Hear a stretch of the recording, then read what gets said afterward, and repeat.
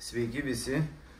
Labai dažnai susilaukiu tų pačių klausimų, kaip sukelti medinę perdangą, kaip ją izoliuoti papildomai nuo garso ir panašiai. Esmė ta pati, tai nusprendžiau padaryti video. Ką daryti tuo atveju, kada yra medinė perdanga, pavyzdžiui, ir sanmazgai betonuojasi, automatiškai susikelia, o visa likusi perdanga lieka šiek tiek žemiau. Tai yra labai paprasta sistema. Rockwool turi štai tokią vatą, pas mane yra likučiai likę. Tai vat atvažiavau į sandėlį jums parodyti, kaip jinai atrodo ir papasakosiu, ką reikia daryti. Tai mano atveju buvo naudota Rockwool Step Rock Super 3 cm aukščio.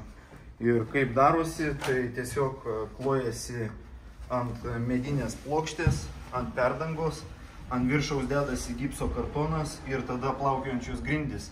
Ar tai būtų parketlentės, ar laminatas, ar plaukiojantis vinilas, visiškai neturi skirtumų.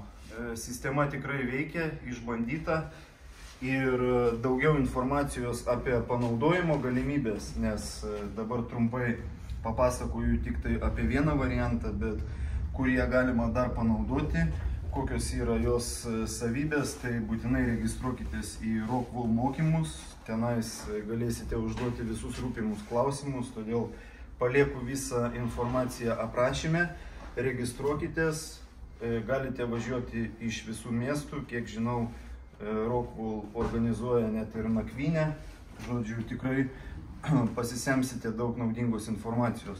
O kas liečia plaukiojančias grindis, tai Rockwool Step Rock Super išspręs visas užduotis ir tikrai sistema yra ilgaamžiška ir išbandyta.